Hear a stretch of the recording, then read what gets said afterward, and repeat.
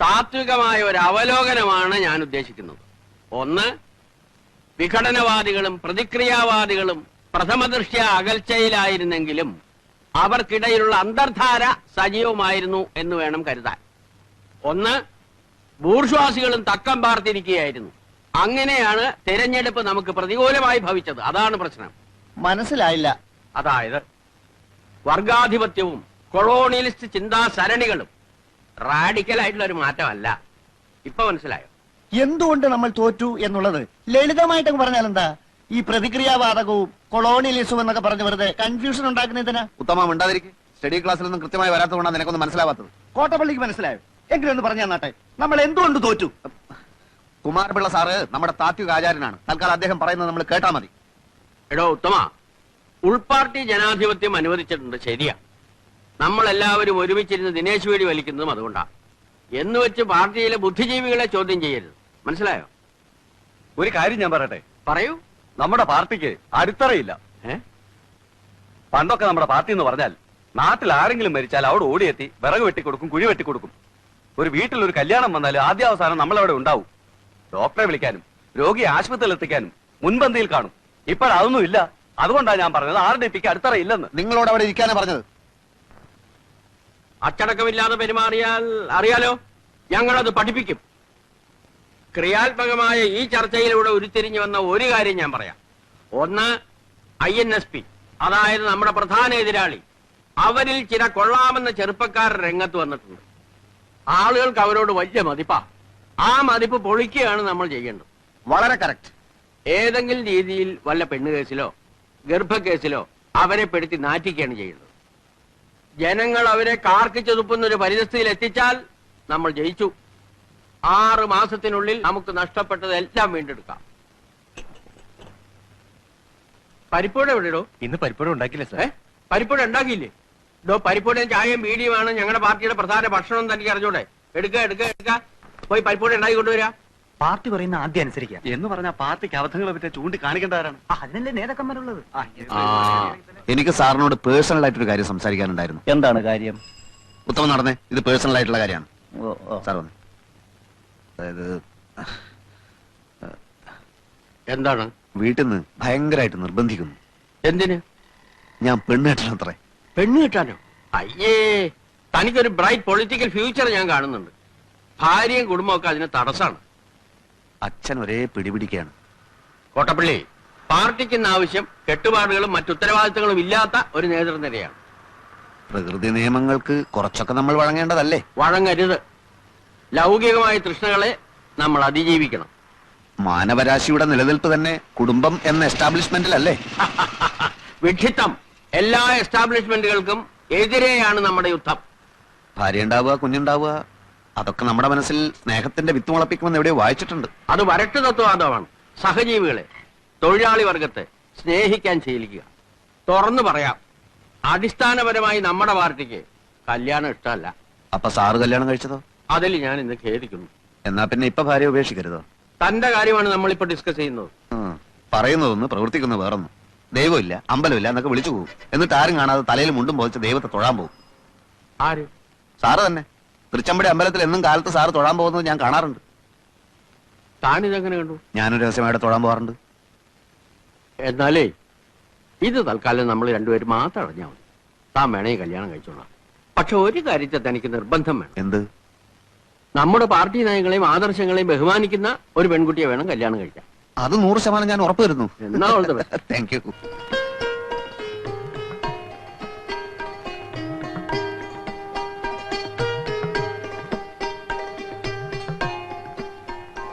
ശരിക്കും നോക്കിക്കോളൂ. അപ്പൊ പറഞ്ഞൊക്കെ ഓർമ്മയുണ്ടല്ലോ, പാർട്ടിക്കാരി മിണ്ടരുത്, വക്കീലാണ്, കോടതി പോകും നോക്കിയാ പറഞ്ഞിട്ടുള്ളത്. അങ്ങനെ നുണ പറയേണ്ട കാര്യമൊന്നും എനിക്കില്ല. എന്താ? ഒന്നുമില്ല, ചില കോടതി കാര്യങ്ങൾ പറയായിരുന്നു. അല്ല, റവല്യൂഷണറി ഡെമോക്രാറ്റിക് പാർട്ടിയിലെ ഒരു ബുദ്ധിജീവിയാണ് ഞാൻ. ഒരു തമാശക്ക് സൈഡായിട്ട് ഉണ്ട്. തമാശക്കോ? പാർട്ടി എന്റെ ജീവാത്മാവും പരമാത്മാവുമാണ്. എനിക്ക് പെൺകുട്ടിയോട് ചില കാര്യങ്ങൾ ചോദിച്ചറിയാനുണ്ട്. അധ്വാനിക്കുന്ന തൊഴിലാളി വർഗത്തിന്റെ മോചനത്തിന് വേണ്ടി തോളോട് തോൾ ചേർന്ന് പ്രവർത്തിക്കാൻ തയ്യാറുണ്ടോ? പറയൂ. വേണ്ട, ഞാൻ തയ്യാറെടുപ്പിച്ചോളാം. കുട്ടിയുടെ സാമൂഹ്യ ബോധം എനിക്കൊന്ന് പരിശോധിക്കണം. ബൂർഷാസി കം സലീം എന്ന് പറയുന്ന പുസ്തകം വായിച്ചിട്ടുണ്ടോ? അല്ലെങ്കിൽ downtrodden a question mark, ആഡിൽ സക്സലിയുടെ പുസ്തകം? അതുമല്ലെങ്കിൽ ദാസ് ക്യാപിറ്റൽ? എന്താ വായനാശീലം ഇല്ലേ? അതൊക്കെയുണ്ട്. മംഗളം വാരികയിലും മനോരമയിലും വരുന്ന മിക്ക നോവലുകളും ഇവിടെ ഞങ്ങൾ എല്ലാവരും വായിക്കാറുണ്ട്. അത്രേ ഉള്ളൂ. ശരി, വായിച്ച നോവലുകളിൽ ഏറ്റവും ഇഷ്ടപ്പെട്ട നോവൽ ഏതാണ്? ഏതാ മോളെ? അത് ഏതായാലും പറഞ്ഞേക്ക്. ഏറ്റവും ഇഷ്ടപ്പെട്ടത് മനോരമയിലെ ഹവ ബീച്ച്. ഹവാ ബീച്ചോ? അതെന്ത് ബീച്ചാണ്? അതേതെങ്കിലും ഫോറിൻ ബീച്ച് ആയിരിക്കും. കോട്ടയം പുഷ്പനാഥനെയും മാത്യു മറ്റത്തിനെയും മോൾക്ക് വലിയ ഇഷ്ടാ. ഇഷ്ടം എന്ന് പറഞ്ഞാൽ അത് സാരമില്ല. എനിക്ക് ചില നിബന്ധനകൾ മുമ്പോട്ട് വെക്കാനുണ്ട്. കല്യാണത്തിന് ആർഭാടങ്ങളൊന്നും പാടില്ല. ഞങ്ങളുടെ പാർട്ടി ഓഫീസിൽ വെച്ച് വളരെ ലളിതമായ ഒരു ചടങ്ങ്. ഞാനൊരു രക്തഹാരം അങ്ങോട്ടണിയിക്കും, കുട്ടി ഒരു രക്തഹാരം ഇങ്ങോട്ടണിയിക്കും. അതിനുശേഷം അരമണിക്കൂർ നേരം ഞങ്ങളുടെ പാർട്ടി പ്രവർത്തകർ ഞങ്ങളുടെ പാർട്ടി സൂക്തങ്ങൾ ഉറക്കെ ചൊല്ലും. പിന്നെ ഒരു ഗ്ലാസ് നാരങ്ങ വെള്ളം. ചടങ്ങ് തീർന്നു. ഞാൻ അധികവും അണ്ടർഗ്രൗണ്ടിലായിരിക്കും, ഒളിവിൽ. ശ്രീമാൻ തോപ്പിൽ ഭാസിയുടെ ഒളിവിലെ ഓർമ്മകൾ വായിച്ചിട്ടില്ലേ? അതുപോലൊരു ജീവിതമായിരിക്കും മിക്കപ്പോഴും. NSP ഞങ്ങളെ വേട്ടയാടുകയാണല്ലോ. ചിലപ്പോൾ ലോക്കപ്പിലോ ജയിലിലോ ആയെന്ന് വരാം. ഒരു വിപ്ലവകാരിയുടെ ഭാര്യ എന്തും സഹിക്കാൻ പ്രാപ്തയായിരിക്കണം. ചിലപ്പോൾ കുട്ടി വെടിയുണ്ടകൾ നേരിടേണ്ടി വന്നേക്കാം. അപ്പോൾ വിരിമാർ കാണിച്ചു കൊടുക്കേണ്ടി വരും. മോൾ അകത്തേക്ക് വെക്കോ. അച്ഛനേരം നീ വന്നേ. താനൊരു ഭ്രാന്തരെയാണോ എന്റെ മോക്ക് ഭർത്താവായി കൊണ്ടുവന്നിരിക്കുന്നത്? എന്നോട് ക്ഷമിക്കണം, ഇത്രയും ഞാൻ പ്രതീക്ഷിച്ചില്ല. എത്രയും പെട്ടെന്ന് അവനെ പിടിച്ചോണ്ട് പോയില്ലെങ്കിൽ നല്ല ചുട്ട അടി കിട്ടും പറഞ്ഞു. അയ്യോ വേണ്ട വേണ്ട, ഇപ്പൊ പോയേക്കാം. എന്നിട്ടേ പോവാം. എന്റെ നിർദ്ദേശങ്ങളുടെ പ്രതികരണം പറഞ്ഞില്ല. പ്രതികരണം അറിയാൻ കാത്തു നിന്നാ കുഴപ്പം ചെയ്യും. അല്ലെ, എന്നാലും നമ്മൾ- എന്തും എണീക്കാനല്ലേ പറഞ്ഞത്? അതൊക്കെ പോണ വഴിക്ക് പറഞ്ഞുതരാം. ഇനി ഇവിടെ നിൽക്കണ്ട. അതിൽ വലിയ തെറ്റൊന്നും ഞാൻ കാണുന്നില്ല. കല്യാണത്തിന് മുമ്പ് എല്ലാം തുറന്ന് പറയുന്നല്ലേ നല്ലത്. ഇതാണോ തുറന്നു പറയല്?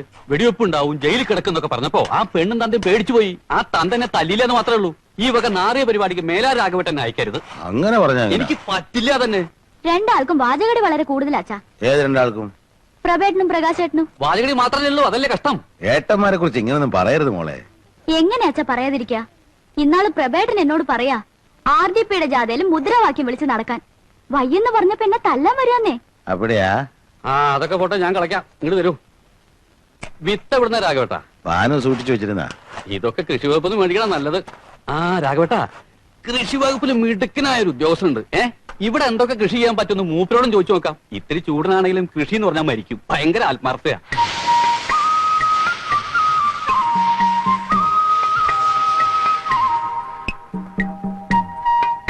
കണ്ടില്ലേ, വളമല്ലത്, കീടനാശിനിയാണ്. കടക്കലല്ല, ഇലകളിൽ വേണം അടിക്കാൻ. അടിച്ചോളൂ. പൗഡർ മിൽസ് ആണ് രോഗം. കരാത്തേൻ 1 ലിറ്റർ വെള്ളത്തിൽ 1 ഗ്രാം കലക്കി അടിക്കണം. ഇലചുരുട്ടി പുഴുവാണെങ്കിൽ സൈത്യോൺ 10% CP ചാരവും ചേർത്ത് വെതറിയാൽ മതി. കീടനാശിനികൾ തന്നെ ആവശ്യമില്ലാത്ത ഇനങ്ങളുണ്ടായിരുന്നു. പൂസ സവാനി. എന്താ അവന്റെ പ്രതിരോധ ശക്തി! അച്ഛനാർക്ക് ഞാൻ ഒരിക്കൽ തന്നിട്ടില്ലേ വിത്ത്? തന്നു. ആ നിങ്ങളിപ്പോ പൊയ്ക്കോ, സമയം പോലെ ഞാനങ്ങ് വന്നേക്കാം. ഈ മനുഷ്യൻ മരുന്നടിക്കാൻ അറിയില്ല. സോയിൽ ടെസ്റ്റ് ഉദയവാനോ പ്രശ്നമല്ല, ലാവിലേക്കേണ്ട കാര്യമില്ല. ഒരു പിടി മണ്ണ് വാരി ഒറ്റ നോട്ടത്തിൽ ഞാൻ പറയും ക്ഷാരമാണോ, അമ്ലത്തുണ്ടോ, വെള്ളക്കെട്ടുണ്ടോ, നൈട്രജൻ ശതമാനം എത്രന്നൊക്കെ. അത് കഴിഞ്ഞിട്ട് നമുക്ക് തീരുമാനിക്കാം എങ്ങനെ വളം ചെയ്യണമെന്ന്. മണ്ണ് ലാബിൽ അയച്ചാ അവിടെ ഉള്ള എന്താ? യന്ത്രങ്ങൾക്ക് തെറ്റുപറ്റാം, പക്ഷെ എനിക്ക് തെറ്റ് പറ്റില്ല. ഇപ്പൊ ലാബുകാർ തന്നെ അവരുടെ യന്ത്രങ്ങൾ തകരാറിലാകുമ്പോ മണ്ണിന്റെ സാമ്പിൾ എന്റെ അടുത്തേക്ക് അയക്കാം. ഞാൻ മിനിറ്റ് വെച്ച് പരിശോധിച്ച് റിസൾട്ട് അയച്ചു കൊടുക്കും. ഡിപ്പാർട്ട്മെന്റിന് തന്നെ എന്നെ പേടിയാ.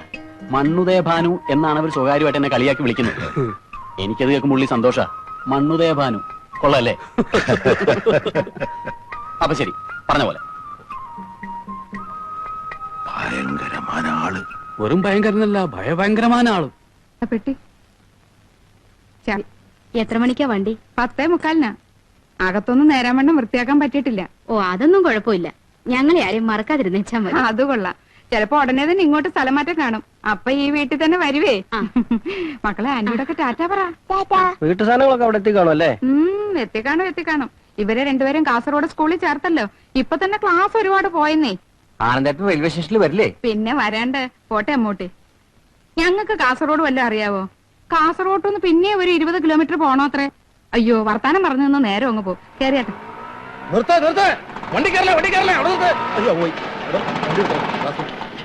എന്താ? അയ്യോ, എന്റെ ജീവൻ പോയില്ലേ. എന്താന്ന്? നിങ്ങൾ സ്റ്റേഷനിലേക്ക് വിട്ടു കാണുമെന്ന് വിചാരിച്ച് മരണ സ്പീഡിലാണ് എന്നെ ഓട്ടോ വിട്ടത്. എന്നെ കാസർഗോഡ് പാറശാലയ്ക്ക് സ്ഥലം മാറ്റി. എന്റെ ഈശ്വരാ, ഇത്രയും പെട്ടെന്ന് പിന്നെ ഒരു സ്ഥലം മാറ്റോ? അനുഭവിക്കണ്ടൊക്കെ അനുഭവിച്ചല്ലേ പറ്റൂ നാരായണ. അയ്യോ ആനന്ദേട്ടാ, നമ്മുടെ വീട്ടു സാധനങ്ങളൊക്കെ ലോറി കയറ്റി അങ്ങോട്ട് അയച്ചല്ലോ. എങ്ങോട്ട്? കാസർഗോട്ടേക്ക്. തൊലച്ചു. അതൊക്കെ പിന്നെ അയച്ചാ പോരായിരുന്നു. പിള്ളേരുടെ ടി സി വാങ്ങണ്ടേ? അതെ, അവിടുന്ന് ടി സി വാങ്ങണം, പാഠശാലയിൽ സീറ്റ് ഒപ്പിക്കണം, താമസിക്കാനുള്ള സൗകര്യം ഉണ്ടാക്കണം. അയ്യോ, എനിക്ക് ഭ്രാന്തായി പോകും. ഈ രാഷ്ട്രീയക്കാർ എന്നിട്ട് ഫുട്ബോൾ കളിക്കുക. ഈ മുടിഞ്ഞ രാഷ്ട്രീയക്കാരുടെ തലയിൽ ഇടുക്കി വീഴട്ടെ. ഈ തല പിടിച്ചോ. നീ പോയിട്ട് കടത്തല വിട്ട് അന്ന് കടത്തല വിട്ട് എടുത്തോ, മെല്ലെ എടുത്തോ. ചേട്ടാ അങ്ങേറ്റത്ത് അങ്ങേറ്റത്ത് എന്താ പ്രകാശം ഇത്? ഈ ഓല വിട്ട്, ഓല വിട്ട്. എന്താ ഇത്? നായർക്ക് ഭാഗ്യം ഓരോന്നോരോന്നായിട്ട് അങ്ങനെ വന്നോണ്ടിരിക്കുക. തിരുവനന്തപുരത്ത് പാർട്ടി പ്ലീനം നടക്കാൻ പോകുന്ന കാര്യം അറിയാലോ. കമുക് വെട്ടി എന്തിനാ ചോദിച്ച? കൊലച്ച കമുകല്ലേ ഇത്? നിങ്ങൾ ഇതിനെ വെറും ഒരു കവുങ്ങായിട്ടാണ് കാണുന്നത്. പക്ഷെ ഞങ്ങൾക്ക് ഒരു കൊടിമരമാണ്. അതെ. സംസ്ഥാന പ്ലീനത്തിന് INSPയുടെ വർണ്ണക്കൊടി വാരിപ്പറക്കാനുള്ള കൊടിമരം. ദേ, താൻ പോയിട്ട് ആ തലശ്ശേരിക്ക്. കാസർഗോഡ് മുതൽ തിരുവനന്തപുരം വരെ ജനലക്ഷങ്ങളുടെ ആശീർവാദങ്ങൾ ഏറ്റുവാങ്ങിക്കൊണ്ടായിരിക്കും ഈ കവുങ്ങിന്റെ യാത്ര. ഇത് കൊടിമര ജാഥ എന്ന് പറയും. അപ്പോഴേ ഈ അടക്കമൊക്കെ പോകുന്ന പ്രത്യേകമായിട്ട് ഓഫീസിൽ കൊണ്ടേക്കും. ഈ പവിത്രമായ കവുങ്ങ് നായരവർമ്മന്ന് വെട്ടാൻ സാധിച്ച് ഒരു ഭാഗ്യമായി കരുതിക്കോളൂ. എത്ര വർഷം കൊണ്ടാ ഇത് വളർന്ന് ഇത്രയായത്? ഒരു നിമിഷം കൊണ്ട് ഇതിന്റെ കടയ്ക്ക് കത്തിവെക്കാൻ നിനക്ക് എങ്ങനെ തോന്നിയടാ? അച്ഛാ, നമുക്ക് നഷ്ടപ്പെടുന്നത് വെറും ഒരു കവുങ്ങ, കിട്ടാനുള്ളത് പുതിയൊരു ഇന്ത്യയും. അതെ, ഒരേ ഒരു ഇന്ത്യ ഒരൊറ്റ ജനത, അതാണ് നമ്മുടെ മുദ്രാവാക്യം. ഒരേ ഒരു ഇന്ത്യ ഒരൊറ്റ ജനത, അതാണ് നമ്മുടെ മുദ്രാവാക്യം. കൈവിടലായിട്ട് കാലുമിലേക്ക് വീഴും. പോട്ടെ പോട്ടെ. എന്താ ചേച്ചി, എന്തൊക്കെയുള്ള വിശേഷങ്ങൾ? ഓ, എന്ത് വിശേഷം പ്രകാശ. പിള്ളേർ രണ്ടുപേരും കൊച്ചുമാമനെ കാണണം എന്ന് പറഞ്ഞ് ഒരേ കരച്ചില് അല്ലേ? ക്യാർക്ക് ഉടനെ വന്നേക്കണം. അതിൽ ആർക്കും ക്ഷീണം പറ്റിയ ക്യാർക്കാ പിടിക്കണ്ടേ? വിട്ടോ, ഞാൻ വന്നേക്കാം. ഇപ്പൊ സന്തോഷമായല്ലോ രണ്ടാൾക്കും. ഇനി ഓടിച്ചെന്ന് കൊച്ചുമാവനൊരു ഉമ്മ ആ, വേണ്ട വേണ്ട വേണ്ട, ഉമ്മയൊക്കെ പിന്നെ ചേച്ചി ഇവിടെ തന്നെ ഉണ്ടാവുമല്ലോ. ഞാൻ പോയിട്ട് പെട്ടെന്ന് വന്നേക്കാം. അവിടെ നിക്കന്റെ മോനെ, നിന്നെ ചേച്ചി കൊതിതീരെ ഒന്ന് കാണട്ടെ. അയ്യേ, നീ വല്ലാതങ്ങ് കറുത്തു പോയല്ലോ, ക്ഷീണിക്കുകയും ചെയ്തു. ദേ നോക്കിയേ, നിന്റെ എല്ലാം ഒക്കെ വെളിയിൽ കാണാം. അമ്മ എന്താ നിനക്ക് ശരിക്കും ഭക്ഷണം ഒന്നും തരുന്നില്ലേ? ഈ അമ്മയുടെ ഒരു കാര്യം, എപ്പോ നോക്കിയാലും ഒരു സാമ്പാറും തരും ചാവണ വരെ ഇനി അത് മാറില്ല. നീ അങ്ങോട്ട് വാ, ചേച്ചി നിനക്ക് ഇറച്ചി മീനും ഒക്കെ വെച്ച് ചോറ് തരാം. അതിനൊക്കെ സമയമുണ്ടല്ലോ ചേച്ചി. അല്ല, ചേച്ചി കാസർഗോഡ് പോയില്ലേ? ഓ, അതൊന്നും പറയണ്ട എന്റെ മോനെ. ആനന്ദേട്ടൻ കാസർഗോഡ് എന്ന് ചാർജ് എടുത്ത് 4 ദിവസം കഴിയണേന് മുമ്പേ ദേ പാറശാലയ്ക്ക് തട്ടി. ഓഹോ, കൊച്ചുകൊണ്ട ഒന്നും അറിയാത്ത പോലെ. എന്തിനാടാ നീ നിന്റെ പെങ്ങളെ അളിയനെ ഇങ്ങനിട്ട് കഷ്ടപ്പെടുത്തുന്നേ? ആര്, ഞാനോ? നീ അല്ലെങ്കിൽ നിന്റെ പാർട്ടി. എടാ, ആനന്ദേട്ടനെ ഈ നാട്ടിൽ തന്നെ പോസ്റ്റ് ചെയ്യിക്കടാ. ചേച്ചി, അതൊന്നും ഞാൻ വിചാരിച്ച നടക്കില്ല. ഇപ്പൊ അങ്ങോട്ട് പോയി ഞങ്ങളുടെ മണ്ഡലം പ്രസിഡന്റ് ചേച്ചി ശ്രദ്ധിച്ചോ? മിസ്റ്റർ KG പൊതുവാഴ്ചയുടെ മുന്നോട്ട് നിന്ന് പള്ളി ചേച്ചി കണ്ടില്ലേ? അത് വെപ്പ ആനന്ദേട്ടൻ ഇടിച്ചു തെറിപ്പിച്ചറിയോ? അതൊക്കെ ആനന്ദേട്ടന് പറ്റിപ്പോ. മനസ്സിലായി. പൊതുവാഴ്ചയെ ചെന്ന് കണ്ട് മാപ്പ് പറയാൻ പറ. മാപ്പും കോപ്പും ഒക്കെ കൊറേ പറഞ്ഞു എന്റെ മോനെ. ഇനിയും ഒരുപാട് പ്രാവശ്യം പറയേണ്ടി വരും. എടാ, നീ ചേച്ചിയെ സഹായിക്കില്ലേ? നടക്കില്ലേ ചേച്ചി? നീ ഒരു കാലത്തും ഗുണം പിടിക്കത്തില്ലടാ. ആ, ഇതാണ് പ്രശ്നം. എന്ത്? കൊച്ചുമാമന് ഉമ്മ മെലിഞ്ഞു പോയി, കറുത്തുപോയി, ഇറച്ചിയും മീനും എന്തെല്ലാം സ്നേഹപ്രകടനങ്ങളായിരുന്നു. അതേടാ, പ്രകടനം തന്നെയാ. കാര്യം കാണാൻ നിന്നെ പോലത്തെ കഴുതകളുടെ കാല് പിടിക്കേണ്ടി വന്നല്ല. എന്നേക്കാ നല്ലൊരു കഴുതി അവിടെ ഉണ്ടല്ലോ. അളിയൻ ചെന്ന് പിടിക്കേ. ദേ, ഇപ്പൊ ഞാൻ ഇനി മറുപടി ഒന്നും പറയുന്നില്ല കേട്ടോ. ഇപ്പൊ നമ്മുടെ മുമ്പിലുള്ള കൊടിമര ജാഥ മാത്രമാണ്. അത് കഴിഞ്ഞിട്ട് കോപ്പറേറ്റീവ് ബാങ്ക്. അവര് ഭരിക്കുമ്പോ ബാങ്കുകൾ അവർ പിടിച്ചടക്കി. ഇനി നമ്മൾ ഭരിക്കുമ്പോ നമ്മൾ പിടിച്ചടക്കും. പോലീസിനെ കാവൽ നിർത്തി നമ്മൾ ആളുകളെ ബാങ്കിൽ നമ്മൾ തിരികെ കയറ്റും. എന്താ പോരെ? അത് ചെയ്തേ പറ്റൂ സാർ. ഏതോ KG പൊതുവാളിന് ആരെങ്കിലും കളി പഠിപ്പിക്കണം. ഈ 4 കാലിന് ആരെയും നീന്തം പഠിപ്പിക്കണം. അതിന്റെ ആവശ്യമില്ല.